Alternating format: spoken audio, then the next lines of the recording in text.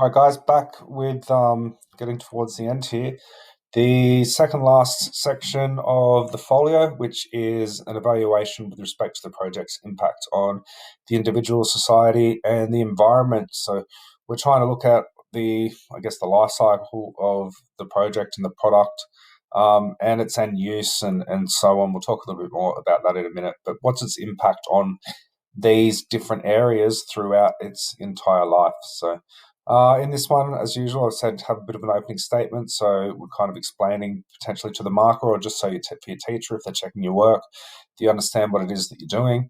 And outlined the impact on those three. You have to have all three. So to get in the top mark range, you can't do these two really well and then just forget about that one if you don't get all three in there and outline the impact on those, then automatically you just can't get right up to the top. So the top level, or the band six as we like to put it, is to critically evaluate the impact of the product, system, or environment on the individual, society, and the environment. So again, back to that critical evaluation.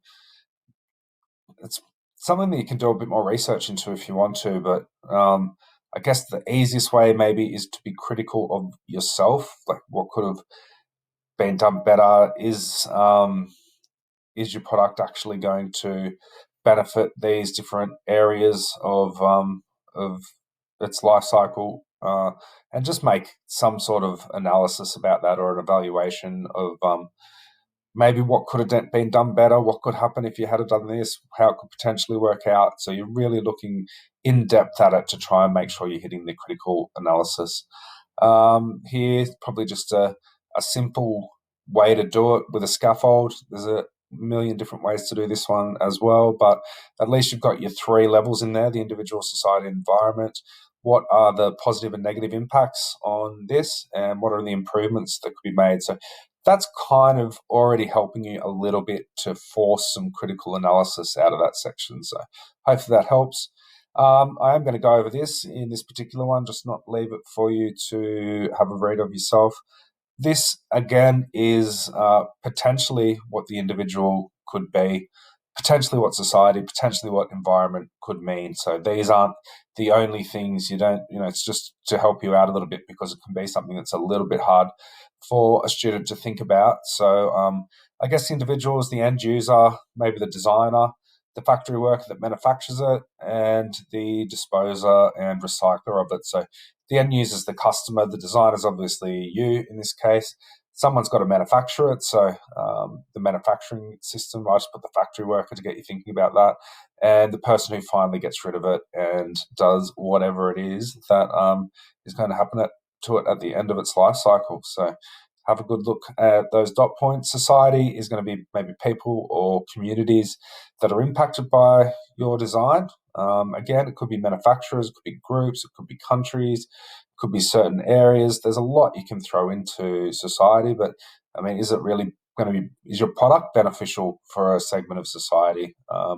Or if you're making this product and selling it, using Australian-made manufacturers and things like that, which is going to have a big impact on the people that work there because they've got a job and the company and so on. So thinking about it in that sense is not a bad way to do it either. The environment, so always considering the environment when we're designing, making sure that we're trying to do our best for the environment, but the impacts of the manufacturing process, of using and disposing of whatever it is, and cradle to grave design philosophy. Hopefully you've done a little bit on this. So cradle to grave means that we're kind of goes through the process of making it to eventually dying, and I guess grave going into landfill. Whereas if it was a cradle to cradle, we might be thinking more. It says just down there, we might be thinking more about it goes through its entire life as a functional product, whatever it might be, and finally it doesn't create any waste in the end of its life cycle. But a few dot points there to help you. And the HSC markers comments, let's have a quick look at a sample. I know I didn't do this in the last video, guys, but I think you can figure out that bit for yourself. Again, 1 to 2 pages for that last section. But this section, the final evaluation with respect to the project's impact on the individual, society, and the environment. So just outlining here what the impact on the individual is. He's gone through and said the user, the designer, the maker, the manufacturer, and in the disposal, and really tried to get some critical evaluation into what the impacts might be on that. And the same sort of thing for society, a bit different in this table. Here's the positives and negatives, pretty succinct way of doing it, and a good evaluation at the end there. The impact on the environment, so here looking at a life cycle type process here. I guess in really high level projects, maybe you've done a life cycle analysis, but you really at least want to have thought about it. So here, I've got to get the raw materials, I've got to manufacture, produce the materials, and then whatever it is, and transport the materials. So thinking about the life cycle. And then the environmental impact, the use, the final disposal, probably the big two. Manufacturing probably could have been in there as well, and getting those materials and things like that, but still pretty well done, and a bit of an evaluation there. So that's it for that one, guys. Hope you enjoyed the videos, and your folio is nearing completion. Always go back and have a look at the others. Even go back and have a look at the introduction video. Sometimes might help you a little bit, but good luck with it. Thanks.